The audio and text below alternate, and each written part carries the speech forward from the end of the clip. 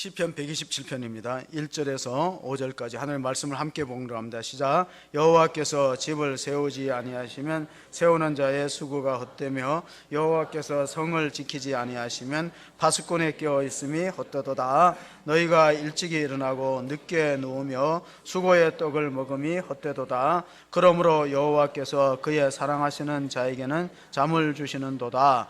보라, 자식들은 여호와의 기업이요 태 열매는 그의 상급이로다. 젊은 자의 자식은 장사의 수중에 하살 같으니 이것이 그의 하살통에 가득한 자는 복되도다. 그들이 성문에서 그의 원수와談판할 때 수치를 당하지 아니하리로다. 아멘. 오늘은 어린이날 동시에 어린이 주일로 지키는 날입니다. 이 땅에 많은 어린이들이 존중받고 행복한 삶을 살도록 돕기 위해서 어린이날을 정했습니다. 1922년도 일제강점기에 유학생이었던 소파 방정환 선생께서 우리 어린이들이 인격이 존중받고 앞으로 미래의 꿈나무로 성장하기 위해서는 어린이들을 중요하게 여겨야 되겠다. 천도교 소년회 중심으로 제정되었을 때 원래 5월 1일입니다. 해방 후에 1945년도 해방되고 이듬해에 그때 5월 5일로 바뀌었어요. 처음에 제정될 때는 5월 1일이었다. 그리고 어린이날을 정한 건 기독교가 아니었고 천도교였습니다. 왜냐하면 소파 방정환 선생이 민족 34면 기미 독립선언서에 서명했던 첫 번째 서명자가 손병인데 손병의 사위가 방정환 선생이에요. 장인어른이 천도교의 가장 높은 수장이니까 아마 이 천도교 중심으로 어린이날이 정해졌습니다. 한 사회학자가 말하기를 18세기는 남성을 발견한 세기다. 19세기는 여성을 발견한 세기다. 20세기는 어린이를 발견한 세기라면 21세기는 노인을 발견한 세기가 될 것이다. 앞으로 이제 노인 문제가 심각한 사회적인 주제로 부상될 것입니다. 소파 방정환 선생은 장인어른이 그렇게 좋은 약을 많이 먹이고 그런데도 예수님 나이에 세상을 떠났어요. 33살, 만으로 32세에 소파 방정환 선생 색동회를 만들고 세상을 떠나면서 마지막 유언이 어린이들을 두고 가니 잘 부탁하오. 어린이들을 내려다 보지 마시고 올려다 보세요. 올려다 봐주세요. 쳐다봐 주세요. 왜냐하면 앞으로 나라의 미래는 우리 자녀들에게 달려있다는 것입니다. 내가 죽을 때 누가 울어줄까라는 책을 썼던 사르마의 그 한 기절을 소개해 드립니다. 아이들에게 당신이 줄 수 있는 가장 큰 선물, 우리가 우리 자녀들에게 줄 수 있는 가장 큰 선물은 당신들의 시간입니다. 그리고 당신이 당신 자신에게 줄 수 있는 가장 큰 선물 가운데 하나는 아이들과 함께 즐거운 시간을 보내는 것입니다. 근데 우리 현실은 그렇지 못해요. 우리가 몇 년 전에 우리 교회에서 아버지 학교를 했는데 아버지 학교 구호 가운데 이런 게 있어요. 바쁜 아버지는 나쁜 아버지다. 옆 사람한테 한번 얘기해 보세요. 시작. 바쁜 아버지는 나쁜 아버지다. 근데 우리 여자 성도님만 웃고 남자분들은 심각하네요. 쇼핑몰에 사목을 하시는 목사님이 계십니다. 그러니까 쇼핑몰에 종사하는 직원들을 예배드리는 사목이 회사 사목. 그분의 기도 제목 가운데 이런 게 있어요. 한 젊은 남자가 기도 제목을 올렸는데 퇴근하고 집에 가서 아이들하고 놀아줄 힘을 주세요. 참 우리가 이게 참 웃기 하는 기가 막힌 일이에요. 왜냐하면 아침 일찍이 출근하고 하루 종일 회사에서 시달리고 이러다 보면 밤 11시가 넘어온대요. 근데 아이들이 그때까지 기다리는 거 아빠를. 어리니까 그렇겠죠. 아빠 놀아줘 하는데 본인이 너무 지쳐서 놀아줄 의욕도 힘도 없다는 그런 기도 제목이 올라왔어요. 퇴근하고 아이들하고 놀아줄 힘이 있게 해주세요. 하나님께 기도했어요. 이게 오늘 우리의 현실입니다. 근데 이제 좀 나이가 들어갔고 중년쯤 돼갖고 이제 생활에 여유가 있어서 애들하고 놀라면요, 그때 아이들이 됐어요. 이제는 내가 바빠.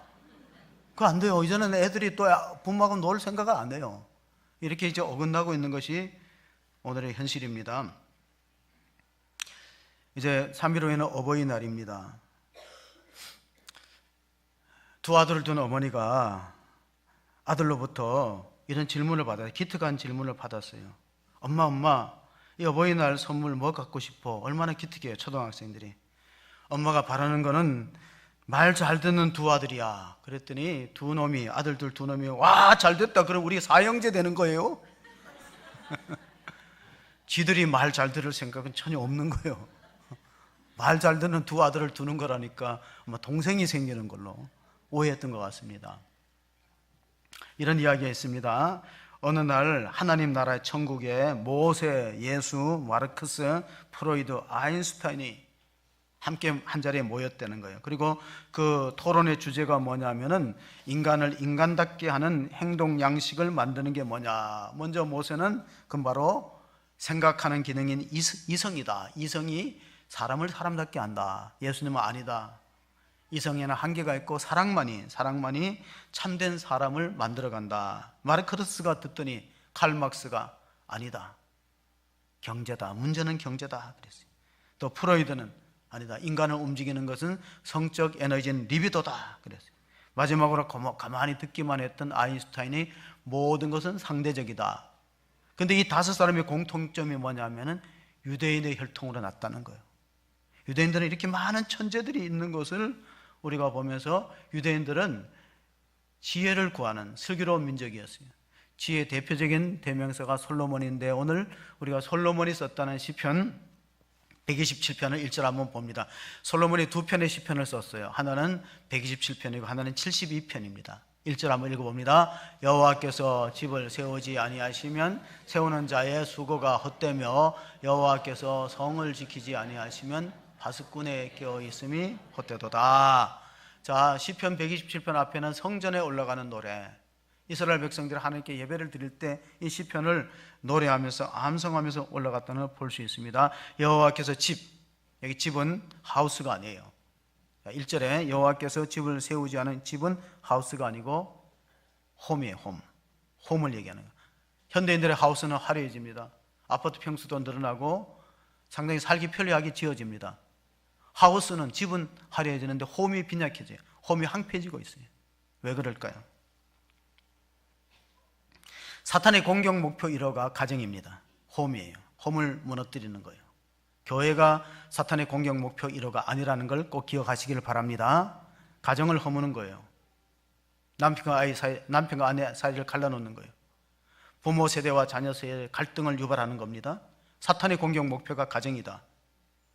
그래서 이 인류 세계 모든 민족 가운데 가장 세대차가 없는 민족이 뭐냐? 한국에는 쌍둥이도 세대차가 난다는 말이 있어요. 근데 세계 모든 민족 가운데 세대차가 가장 없는 민족이 유대 민족입니다. 할아버지의 가치, 아버지의 가치, 자녀의 가치가 동일한 것이죠. 가정의 주인이 하나님이시다. 여호와께서 집을 세우지 않으면 세우는 자의 수고 헛되고 여호와께서 성을 지키지 않으면 파수꾼에 끼어 있음도 허사다. 파수꾼이 아무리 경비하고 보초를 써도 물질이 새나간다는 거예요. 이모저모로 빠져나간다는 겁니다. 솔로몬이 지혜로웠는데 몇 가지 성경을 썼어요. 잠언서, 지혜서 잠언서를 썼고 아가서는 술람의 여인과 솔로몬의 사랑이지만 알고 보면 그것은 예수 그리스도와 그의 신부된 교회의 사랑을 은유적으로 표현한 것입니다. 그리고 또 하나 전도서를 썼어요. 노년에 전도서 1장 1절 2절 한번 읽어보면은 이런 말씀이 있습니다. 다윗의 아들 예루살렘 왕 전도자의 말씀이라. 전도자가 이르되 헛되고 헛되며 헛되고 헛되니 모든 것이 헛되도다. 헛되도가 몇 번 나와요? 빨리 세워보세요. 헛되도가 몇 번 나와요? 사는 게 허무하다는 겁니다. 산다는 게 헛되다는 겁니다. 바람을 잡는 것과 같아 일장춘몽과 같아.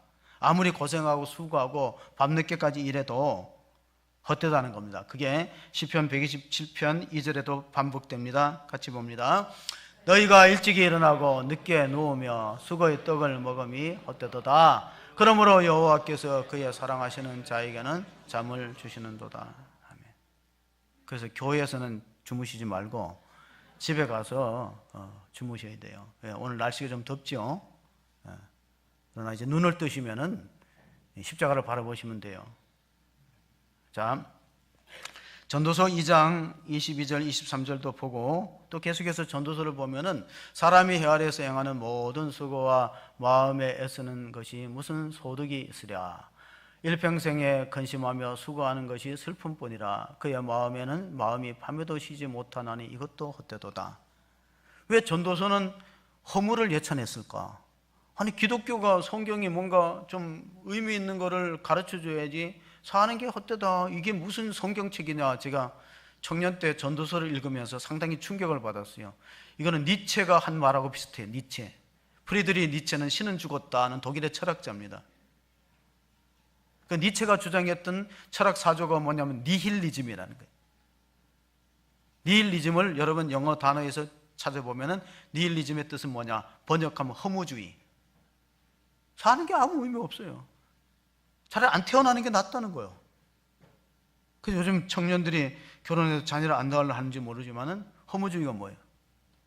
근데 이제 전도서를 계속 읽어보면은 사는 게 너무 허무하고 부질없는 건데 결론을 우리가 봐야 되거든요. 전도서는 12장에 끝나요. 1년이 12달이듯이 12장에 딱 끝나고 잠언서는 31장에 딱 끝나요. 한 달이 32일까지 있기 때문에. 제가 직장 생활이 힘들 때 잠언서를 포켓에 넣고 매일 한 장을 읽었어요. 묵상하면 직장 생활하면. 굉장히 지혜를 주는 책이에요.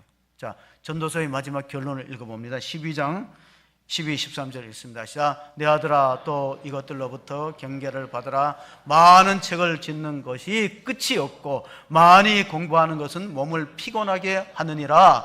이래 결국을 다 들었으니 하나님을 경외하고 그의 명령들을 지킬지어다. 이것이 모든 사람의 본분이니라. 그래서 여러분이 꼭 전도서 12장 12절을 자녀들에게 가르치세요. 공부 많이 하지 말라고. 공부 많이 하면 몸을 피곤하고 몸을 상하는 거라. 왜? 누구의 말씀이에요? 하나님 말씀이잖아요. 근데 여러분은 왜 하나님 말씀을 자꾸 어기면서 공부를 많이 하라고 그러세요? 공부를 열심히 하라고 그러고. 성경에 공부 많이 하지 말라고 나왔잖아. 이게 자녀들에게 복음인 줄 믿습니다. 근데 여러분 아멘이 적은 거 보니까 집에 가서 말씀 안 하실 것 같아. 야, 성경에 전도서 12장 12절을 보이면서 야, 공부 많이 하지 말라고, 책 많이 보지 말라고 이렇게 나왔잖아. 감추실 것 같아, 여러분들이. 자, 13절 시편 127편 3절입니다. 이게 오늘 본문의 핵심되는 말씀입니다. 굉장히 중요한 말씀이니까 읽어봅시다. 보라, 자식들은 여호와의 기업이요 태의 열매는 그의 상급이라다. 자식은 나의 소유물이 아니고 하나님의 선물이다. 하나님의 기업이다. 하나님의 상급이다. 그런데 이 기업은 원어상에 어떤 의미가 있냐면 숙제라는 의미가 있어요. 해석하면 이렇습니다. 자녀는 숙제인 동시에 상급이다. 자녀는 잘 키우면 보물단지가 되고 잘못 키우면 애물단지가 될 수 있다. 자녀는 부모 머리에 면류관을 씌울 수도 있고 부모의 가슴에다 십자가 아픔을 줄 수도 있다. 자녀는 숙제인 동시에 상급이야. 자녀의 교육에 1차 의무자가 부모라고 가르치는 유일한 민족이 유대민족이에요. 그래서 자녀는, 보라, 자녀는 여호와의 기업이라는 말은 뭐냐면 숙제예요. 숙제는 이제 하나님 나라에 가면서 숙제를 잘했나 못했나 하나님이 검사하세요. 우리도 초등학교 다닐 때 가장 두려운 게 뭐냐면 숙제 검사예요. 숙제를 내주고 선생님이 잊어먹고 검사를 안 하면 좋은데 숙제를 꼭 검사해요. 가슴이 긴장되고 초조해요. 오늘 선생님이 숙제 해온 사람 손 들어봐 하고 물어볼 것 같아. 근데 어떤 날은 선생님이 잊어먹고 숙제 검사를 안 해. 신나요. 숙제를 안 했거든. 자녀는 여러분한테 뭐라고 해요? 숙제. 우리가 천국 가면 하나님 3가지 물어봐요. 우리 숙제를 3가지 물어보는데 내가 너에게 준 시간을 어떻게 썼느냐. 어떤 사람은 시간이 길고 어떤 사람은 시간이 짧아요. 시간을 어떻게 사용했냐 물어봐요. 2번째, 내가 너에게 준 물질을 어떻게 썼느냐 물어봐요. 3번째, 오늘 시편 127편 3절, 내가 너에게 맡긴 자녀를 어떻게 키웠느냐 숙제예요. 주님, 우리 자녀가 성장해서 신앙 간증을 할 때 이렇게 간증하면 숙제를 못한 게 돼요. 내가 예수님을 만나고 하나님을 경험한 것은 주일학교 선생님을 통해서 예수님 만났습니다. 그러면 부모가 숙제를 못한 거예요. 유대인들은 철저하게 그 책임을 부모한테 물어요. 1차적인 신앙훈련의 1차적인 책임이 부모다. 그렇게 가르쳐요. 그게 유대인의 교육관하고 우리의 교육관이 달라요. 왜냐하면 유대인은 태어나면은 아이들한테 이 암송을 암송하게 하면 세마 본문을 신명기 6장 4절에서 9절까지 이스라엘아 들으라 우리 하나님 여호와는 오직 유일한 여호와이시니 너는 마음을 다하고 뜻을 다하고 힘을 다하여 내 하나님 여호와를 사랑하라. 오늘 내가 내게 명하는 이 말씀을 너는 마음에 새기고 내 자녀에게 부지런히 가르치며 집에 앉았을 때든지 길을 갈 때든지 누웠을 때든지 일어날 때든지 이 말씀을 강론할 것이며 너는 또 그것을 손목에 메어 기호로 삼으며 내 미간에 붙여 표로 삼고 또 내 집 문설주와 바깥문에 기록할지니라. 자, 6장 9절에 문설주와 바깥문에 기록한 것은 유대인의 가정에 보면은 우편함처럼 매주사가 붙어 있어요. 매주사 이렇게 성경 말씀을 말아갖고 넣어놓고 나갈 때 거기다 입 맞추고 들어올 때 입 맞추고 하나님 말씀 그리 살아간다는 거예요. 이마에 표로 삼고 손목에 메어 기호로 삼는다는 것은 유대인들은 아침에 새벽 기도할 때 성경 말씀 필름처럼 된 거를 이렇게 팔에 감습니다. 그리고 이마에 마치 그 우리 돌반지 같이 이렇게 고무밴드로 해서 매요. 이게 언제 말씀이냐면 3,500년 전에 준 말씀을 지금도 지키고 있는 거예요. 제가 유대인들 보면은 깜짝 놀라는 게 3,500년 모세 시대에 하나님의 말씀을 지금도 여전히 지키고 있어요. 그리고 13세 때까지는 5권의 성경을 외우는데 그게 토라예요. 토라. 여러분 5권 모세오경 어떻게 시작됩니까? 창세기, 출애굽기, 레위기, 민수기. 13살 성인식 전까지 이것을 무조건 암송하는 거예요. 머리가 나쁜 아이들은 신명기 정도는 외워야 돼요. 신명기라도 외우시는 분 손 들어보세요. 저도 손을 내립니다. 아무도 못 외워요. 우리는. 근데 여기서 천재가 나와요. 여기서 기발한 지혜가 나와요. 하나님 말씀이. 우리가 생각할 때는 이거 무식하게 요즘 이렇게 핸드폰도 있고 컴퓨터도 있는데 무식하게 무조건 암송하는 게 무슨 교육이나 하지만은 아니에요. 이제는 철저하게 하나님 말씀 암송하게 합니다. 거기서 노벨상이 나옵니다. 미국의 초대 대통령이었던 조지 워싱턴이 어머님이 생일을 맞이해서 생일상을 베풀고 각국의 대사들과 사회 저명 인사를 초대했어요. 조지 워싱턴 어머니 생일을 성대하게 잔치를 베풀 때 프랑스 대사가 물어봤어요. 워싱턴 어머니한테 물어봤어요. 어머니 어떻게 이렇게 훌륭한 아들을 두셨나고. 그때 워싱턴 어머니가 한 말이 어릴 때부터 하나님 말씀을 순종하게 하고 교회를 떠나지 않도록 가르쳤다. 청년들이 많이 교회를 떠나요. 대형 교회에 실망하고 청년들이 많이 교회를 떠나면은 작은 교회에 가는 게 아니라 안 가요. 이게 문제예요. 작은 중소형 교회를 찾는 게 아니라 아예 교회를 안 나가요. 교회를 떠나고 있는 게 오늘의 현실입니다. 이제 끝으로 한번 우리가 4절 5절 오늘 본문의 결론을 읽습니다. 젊은 자의 자식은 장사의 수중에 화살 같으니 이것이 그의 화살통에 가득한 자는 복되도다. 그들이 성문에서 그의 원수와 담판할 때 수치를 당하지 아니하리로다. 자, 전쟁을 나갈 때 화살통에 활이 많으면 든든하겠죠. 마치 병사가 총을 가졌는데 실탄이 얼마 안 되면 얼마나 불안할 것 같아요. 자식이 많은 건 좋다는 거예요. 장사의 수중에 화살 같으니까 많아야 되는데 문제는 활이 문제예요. 활이. 갈릴 지브란이라는 시인이 예언자라는 시를 쓰면서 자식이 화살이라면 부모는 활이다. 근데 활이 구부정하거나 활이 좀 빈약하면은 화살이 멀리 갈 수 없다는 거예요. 똑같은 화살은 어느 활에 매기느냐에 따라서 명중할 수도 있고 또 끝까지 가지 못해요. 활의 정확도와 완성도가 화살의 방향을 결정하는 겁니다. 활이 흔들리고 활이 휘어지면은 화살이 제대로 가겠어요? 그래서 중국에는 이런 속담이 있어요. 흔들리는 둥지에 성한 날이 없다. 부모가 믿음이 흔들리고 불안정한데 거기 성장하는 아이들이 믿음의 반석 위에 설 수가 있겠습니까? 일본에는 이런 속담이 있어요. 자식은 부모 등 뒤에서 배운다. 옛날에 부모들은 등이 휘어졌어요. 왜? 활은 많이 휘어질수록 화살이 멀리 가요. 막 바짝 휘어져야 돼요. 옛날에 부모들은 자식을 위해서 등골이 휘도록 고생하고 그렇게 자녀들을 좀 잘되게 해달라고 희생했어요. 그래서 활은 많이 힐수록 화살이 멀리 가는 거예요. 오늘의 부모님은 그렇습니까? 자녀를 위해서 눈물로 기도하는 자녀는 결코 망하지 않는다. 어거스틴의 어머니 모니카를 두고 한 말이, 모니카와 비슷한 사람을 꼽으라면 성경 가운데 한나를 꼽을 수 있어요. 한나는 자식이 없어서 늘 성전에서 기도했어요. 엘리 제사장이 오죽하면 오해해갖고 여인이여 왜 성전에 술을 먹고 왔느냐 지적할 만큼 아주 깊이 몰두해서 자녀를 달라고 기도, 하나님 우리 가정에 자녀를 주세요. 그래서 한나는 기도로 사무엘을 얻었어요. 소크라테스가 한 말 가운데 아테네 시민들이여 우리가 세상에서 사업하고 돈 버는 일에 신경 쓰는 만큼 자녀에 관심을 가질 필요가 있습니다. 왜? 자녀는 미래의 꿈나무고 꿈나무는 국가의 미래를 결정합니다. 그렇게 호소했대요, 소크라테스가.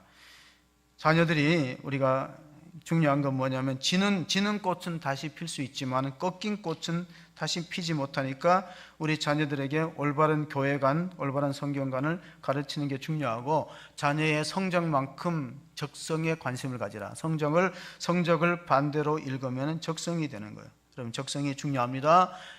이 세상에 하나님이 무의미하게 태어나게 한 자녀가 없습니다. 누가복음 18장 16절을 한번 보시겠습니다. 예수께서 그 어린 아이들을 불러 가까이 하시고 이르시되 어린 아이들이 내게 오는 것을 용납하고 금하지 말라. 하나님의 나라는 이런 자의 것이니라. 하나님의 나라는 순수한 사람들, 또 변화의 가능성이 큰 사람들, 또 그리고 하나님을 절대 의존하는 사람들의 것이라는 뜻입니다. 마가복음에도 비슷한 말씀이 있습니다. 마가복음 10장 15절 16절을 보시면 내가 진실로 너에게 이르노니 누구든지 하나님의 나라를 어린아이와 같이 받들지 않는 자는 결단코 그것에 들어가지 못하리라 하시고 그 어린아이들을 안고 그들을 위해 안수하시고 축복하시니라. 여러분 자녀들을 좀 축복해 주세요. 기도해 주세요. 안고 시험 치러 가면 불안하니까 가슴에 끌어안고 기도해 주시고 머리에 손을 얹고 기도해 주시면 됩니다. 나는 제사장이 아니라 목회자가 아닌데 아닙니다. 여러분은 가정의 제사장입니다. 사무엘상 1장 11절을 한번 같이 보십니다. 시원하여 이르되 만군의 여호와여 만일 주의 여종의 고통을 돌보시고 나를 기억하사 주의 여종을 잊지 아니하시고 주의 여종에게 아들을 주시면 내가 그의 평생에 그를 여호와께 드리고 삭도를 그리의 머리에 대지 아니하겠나이다. 삼손이 나시린의 소원을 한 것처럼 사무엘의 어머니 한나는 아들 주시면 사무엘을 하나님 성전에 바쳐버리겠다고 아주 결단하고 기도해서 선물로 주셨어요. 그런데 그 당시에 제사장이었던 엘리는 자녀 교육에 실패했어요. 홈리와 비느하스가 하나님의 예배를 소홀히 했다. 사무엘상 2장 17절에 보시면 이런 말씀이 있습니다. 이 소년들의 죄가 여호와 앞에 심히 크면 그들이 여호와의 제사를 멸시함이었더라. 예배를 무시하는 자녀 여호와 앞에 죄 짓는 걸 가리킵니다. 고3 되면 학원 가고 교회 나가지 말라. 자녀의 죄를 가리키고 패망의 길로 인도하는 부모가 되는 겁니다. 엘리 제사장은 목회자입니다. 홈리와 비느하스가 블레셋과의 전쟁에서 한날 한시에 다 전사해버리고 후대가 없어요. 하나님이 예언했어요. 엘리 제사장 집에는 노인이 없을 거다. 단명하고 그 노인이 없다는 게 뭐예요? 대가 이어지지 않는다는 그런 말입니다. 이제 끝으로 우리가 한 말씀을 읽고 마치도록 하겠습니다. 한 말씀 뭐냐? 마태복음 12장 49절 50절입니다. 이 말씀을 읽고 마치겠습니다. 손을 내밀어 제자들을 가르쳐 이르시되 나의 어머니와 나의 동생들을 보라. 누구든지 하늘에 계신 내 아버지의 뜻대로 하는 자가 내 형제요 자매요 어머니니라 하시더라. 우리가 가정의 달 5월에 가슴에 새게 될 본문이 뭐냐? 우리의 가족의 형태를 우리는 혈육으로 정해요. 그런데 하나님은 그렇지 않아요. 영적인 혈통이 있다는 거예요. 내가 복음을 전해서 많은 자녀를 낳으면 그 사람은 영적인 아들, 딸이 많은 겁니다. 우리가 아무리 육신적으로 많은 자녀를 낳았는데도 옛날만큼 낳지를 못해요. 그러니까 가족의 울타리를 헐어버려야 돼요. 예수님은 가족의 지경을 영적인 지경으로 확장시켰어요. 누구든지 내 아버지의 뜻대로 행하는 자가 다 내 아들과 딸이니까 여러분에 있어서 영적인 자녀는 몇 명인가? 내가 복음을 전해서 예수 믿게 하고 그들을 세례주고 성장하여서 하나님 백성으로 삼은 숫자가 얼마인가? 주님은 거기에 관심이 있습니다. 바람이 강하게 불 때야 연을 날릴 수 있습니다. 우리는 지금 그렇게 하기가 어려운 환경 속에 살고 있어요. 그러나 바람이 세게 불어야 연을 날릴 수 있지. 저도 어릴 때 겨울철에 연을 날려보면 바람이 너무 없고 조용하면 연이 금방 가라앉아 버리더라고요. 우리 자녀들을 가만히 붙들어 두고 안전한 데 두면은 좋을 것 같지만 보낼 때는 보내야 되겠죠. 배는 항구에 묶어두면 가장 안전하지만은 항구에 묶어두려고 만들어지지 않았어요. 험한 풍랑을 헤치면서 망망대해로 나가라고 만들었듯이 우리가 자녀를 그렇게 믿음으로 기도하고 보냈어요. 하나님이 그들을 돌보아 주시고 하나님의 손에 맡깁니다. 가정의 주인 되심이 하나님이시고 우리 자녀의 주인이 하나님이고 우리 부모는 청지기에 불과하다는 사실을 인식하는 모든 부모가 되고 우리 자녀들이 될 수 있기를 주의 이름으로 축복합니다. 아멘. 걸어가시고 은혜로우신 하나님 아버지, 오늘 어린이 주일을 맞이해서 성례전과 아울러 하늘 말씀을 읽었습니다. 자식은 여호와의 주신 기업이요 태의 열매는 상급이라고 했습니다. 그것이 화살에 가득하고 전통에 가득한 자는 복되다고 했습니다. 하나님, 우리 자녀를 광야로 보낼 수 있는 우리의 담대한 믿음의 부모가 되게 해 주시옵소서. 우리 자녀를 온실로 보내서 콩나물이 되지 말게 하시고 광야로 보내서 콩나무처럼 성장하고 하나님 앞에 쓰임받는 자녀가 될 수 있도록 축복하여 주시옵소서. 하나님, 우리 자녀를 믿음의 후손으로 양육할 수 있도록 부지런히 자녀의 말씀을 가르치고 신앙의 모범이 되는 부모가 될 수 있도록 나 자신이 먼저 하나님 말씀 앞에 순종하는 그러한 결단을 할 수 있는 우리 어린이 주일이 되기를 간절히 원하옵고 우리 구주 예수 그리스도의 이름으로 기도하옵나이다. 아멘.